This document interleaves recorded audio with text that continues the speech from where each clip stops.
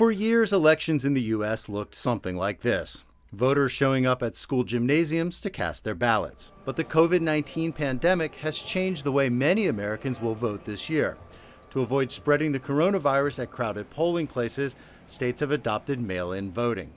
At least 3/4 of U.S. voters will now be allowed to cast their ballots by mail. In some states, voters will automatically receive ballots in the mail. In others, voters must request them. Mail-in ballots are already on their way in North Carolina. So what you see is just team members moving forward pretty much 7 days a week into the night, getting ready for the upcoming election. But not everyone supports the new procedures. President Donald Trump, who will cast his own absentee ballot, says voting by mail could lead to widespread cheating. Universal mail-in is a very dangerous thing. It's fraught with fraud and every other thing that can happen, and we have to be very, very careful. There's no evidence that voting by mail leads to widespread voter fraud. Some analysts say mail-in voting could boost voter turnout, potentially helping Democrats. Don't pay any attention to what the president is saying, because it is all designed to suppress the vote. As millions of Americans prepare to vote by mail, there are concerns the post office won't be able to handle the crush of ballots.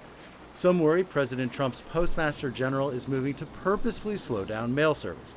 Some mail sorting machines have been taken out of service and drop-off boxes removed. The postmaster denies wrongdoing and says the post office will be ready. The Postal Service is fully capable and committed to delivering the nation's ballots securely and on time. This sacred duty is my #1 priority between now and Election Day.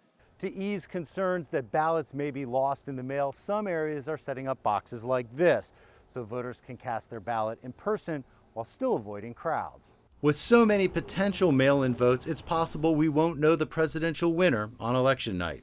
We should be prepared for this to be closer to an election week as opposed to an election day. I mean, the bottom line is we are not going to have the full results and accounting of all of our ballots on election night. We already know that. Both the Trump and Biden campaigns are preparing for court battles after Election Day if results are close. Jim Spellman, CGTN, Bethesda, Maryland.